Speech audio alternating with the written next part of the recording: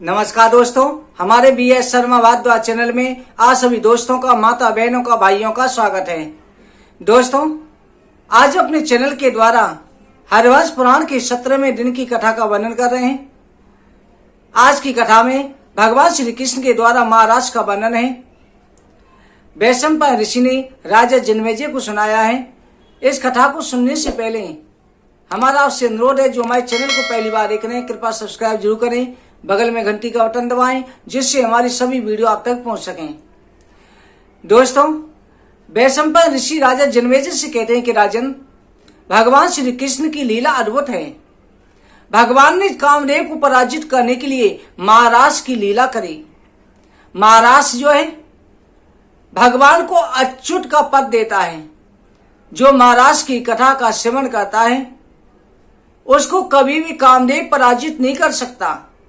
मन में किसी प्रकार की कोई वासना हो, किसी प्रकार का कोई भ्रम हो, तो महाराज की कथा अवश्य श्रवण करनी चाहिए।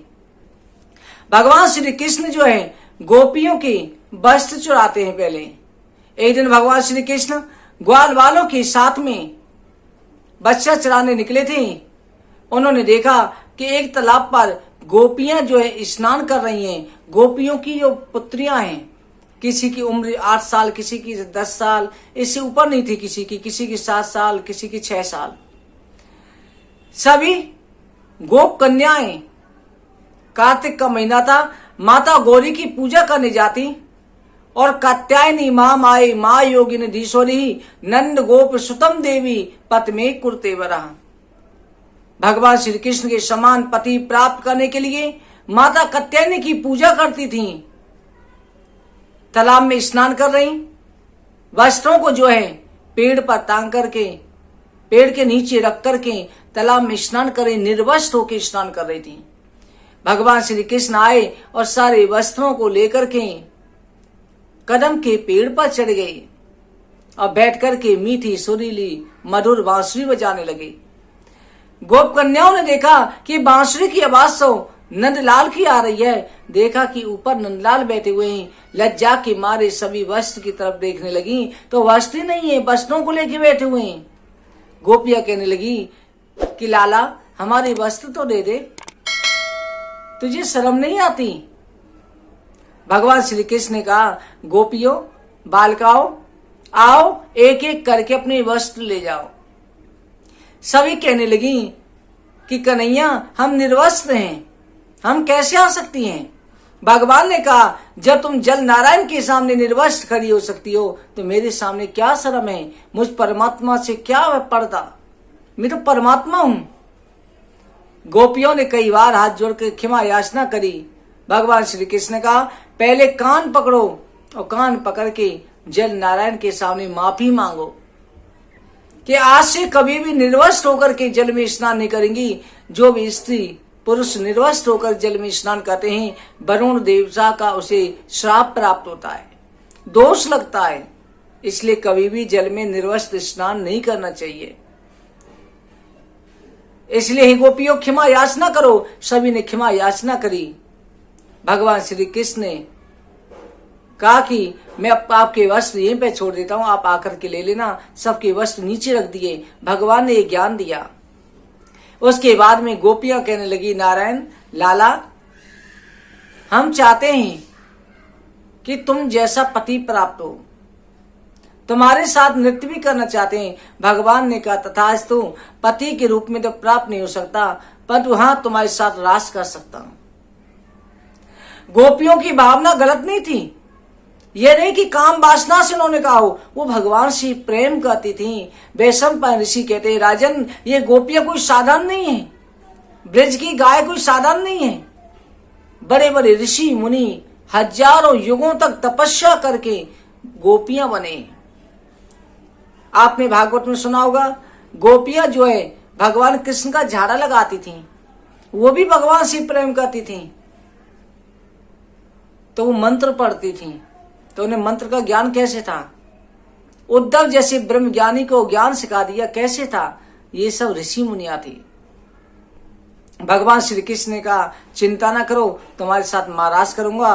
भगवान जो है गायों बछड़ों को चराने के लिए चले गए। 1 वर्ष के बाद में दोबारा कार्तिक का महीना आया। इधर जो है कामदेव को अहंकार था कि मेरे समान कोई संसार में पराक्रमी नहीं है। कामदेव जो है दिग्विजय करता हुआ रास्ते में गमन से जाता नारद जी दिखाई दिए। नारद जी ने कहा, कामदेव कहाँ जा रहे हो? कामदेव ने कहा, प्रभु मैंने पूरे संसार को जीत लिया है। शंकर जी ने मुझे भस्म जरूर कर दिया पर मुझे जीत नहीं पाए। शंकर जी को भी वश में कर लिया मैंने। इस समय लगता है संसार में मैं ही विजेता हूं। नारद जी ने कहा, चिंता ना करो, तुम वृंदावन चले जाओ, भगवान श्री कृष्ण तुम्हें अवश्य पराजित करेंगे। कामदेव श्री कृष्ण जी के पास आया, कहने लगा, प्रभु मैं चाहता हूं आप मुझसे युद्ध करें, मुझे पराजित करें। भगवान श्री कृष्ण ने कहा, ये मौका भी दूंगा, तुम्हें शरद पूर्णिमा के दिन मौका दूंगा। शरद पूर्णिमा आई, भगवान श्री कृष्ण बट वृक्ष के नीचे बैठ करके मधुर बांसुरी बजाने लगी। जैसे ही बांसुरी की आवाज सुनी उसी समय पर सभी गोपियां जो जिस अवस्था में थी वैसे ही भगवान श्री कृष्ण के पास दौड़ पड़ी।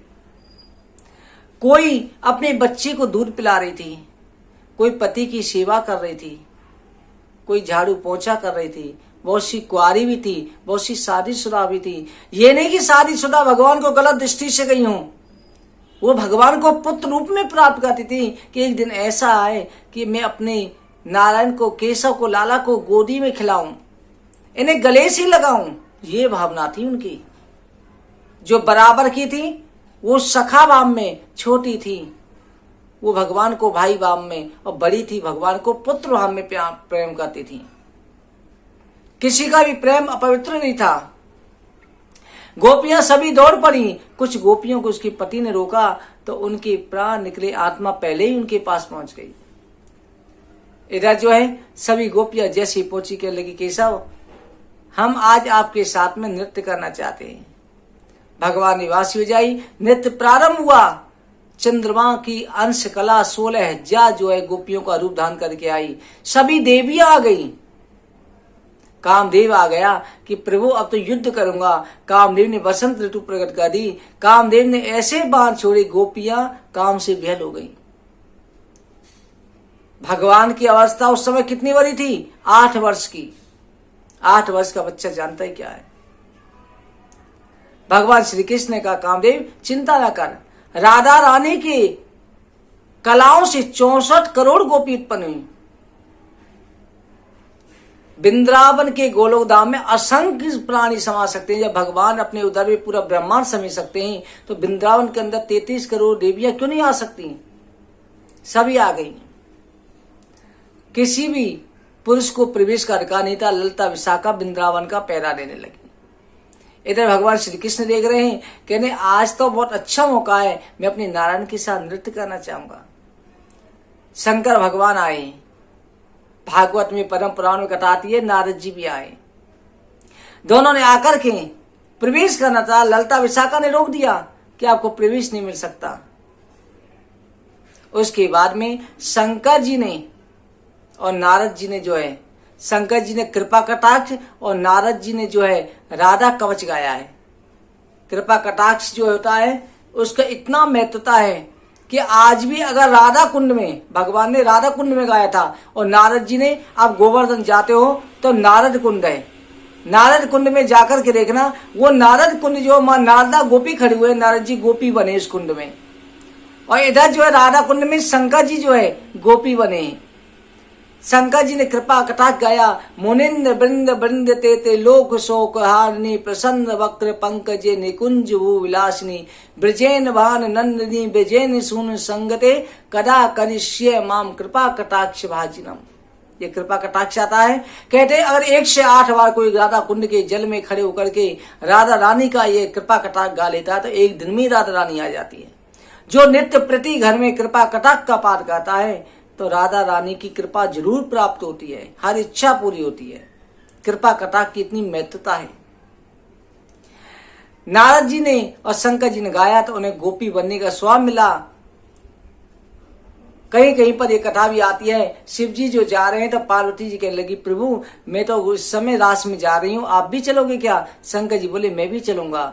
शंकर जी ने कृपा कटाक्ष गाया, फिर गोपी बाप बनाया और रास मंडल में प्रवेश कर गए। रास होने लगा। 1 वर्ष की वो रात हो गई। वो रात जो 1 वर्ष तक चंद्रमा हिले नहीं।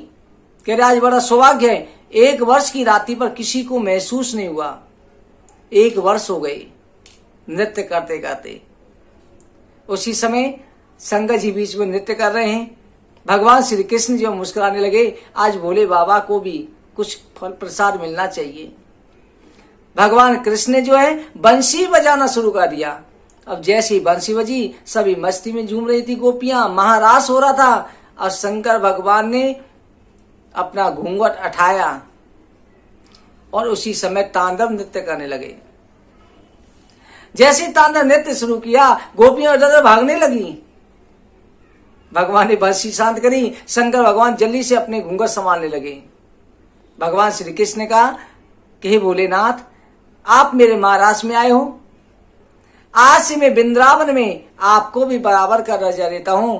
आज से आप गोपेश्वर महादेव के नाम से प्रसिद्ध होंगे। आप महाराज के स्वामी हो गई। उसी दिन से गोपेश्वर भगवान जो है वृंदावन में खड़े हुए हैं। शंकर भगवान का गोपी भाव में श्रृंगार किया जाता है। शिव और कृष्ण में इतना प्रेम है। इस प्रकार से महाराज की कथा हुई। भगवान ने वरदान दिया, जो भी प्राणी और कामदेव को सताया जा रहा हो तो महाराज जी सुने। भगवान वरदान दे रहे। उसी समय कामदेव पराजित हो गया। त्राय माम कहकर के चरणों में गिर पड़ा। भगवान ने कहा चिंता ना कर, इसमें भी मेरी लीला थी, तू मेरा पुत्र बन के जन्म लेगा। प्रद्युम्न बन करके जन्म लिया और कहा कि आज से जो भी हमारा प्रसंग सुनेगा उसे तुम व्यापना मत। तो कामदेव ने कहा हे अच्युत, आपको नमस्कार है। उस दिन से भगवान का नाम अच्युत पड़ गया। कभी भी किसी से अच्युत पराजित होने वाले नहीं। अच्युतम केशवम श्री राम नारायणम। इस तरह से भक्तों, भगवान श्री कृष्ण के महाराज की कथा का वर्णन जो श्रवण करते हैं, उनकी सारी इच्छाएं पूरी हो जाती हैं। पुत्र प्राप्ति की इच्छा, नौकरी प्राप्ति की इच्छा, पारिवारिक सुख शांति की इच्छा, कोई भी इच्छा हो, प्रत्येक इच्छा से इस कथा को श्रवण किया जा सकता है।